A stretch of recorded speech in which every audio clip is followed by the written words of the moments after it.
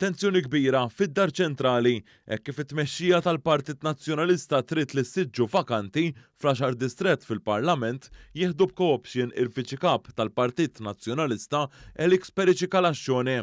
Dan is-siġġu parlamentari jinsab vakanti wara il-mewt tad-deputat Robert Arrigo.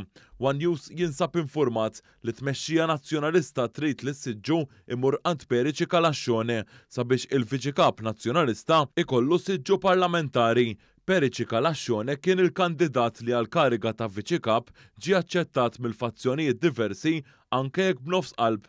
Iżda din id-darba il-fazzjoni tal-estremisti għandha lill-kandidat u sindku ta' San Ġiljan Albert Buttigieg biċ-ċans li jsir deputat u Buttigieg u ta' madwaru mhux lesti iħallu li dan is-siġġu jieħdu xi ħadd ieħor. Dan għamluh ċar mill-ewwel bil-messaġġi li bagħtu lil Bernard Grech li bihom għamlu ilu ċara li jew jagħmel kif jgħidulu jew inkella ħażin għalih.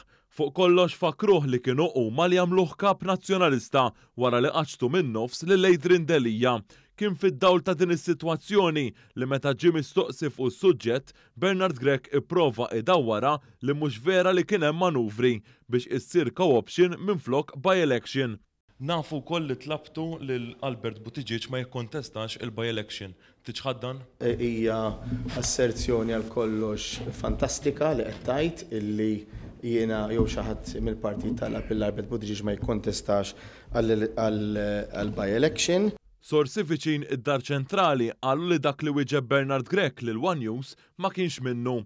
B'dawn is-sorsi ma tkellmux biss ma' One News, il-Gazzetta Malta Today irrappurtat li s-Segretarju Ġenerali Nazzjonalista Michael Piccinino qed jesplora il-possibilità tal-co-option tal-Viċi Kap Nazzjonalista Elix Periċi-Kalaxxone. Il-Gazzetta Malta Today irrappurtat li s-Segretarju Ġenerali tal-Partit Nazzjonalista Michael Piccinino qed jesplora il-possibilità tal-co-option tal-Viċi Kap Nazzjonalista Elix Periċi-Kalaxxone.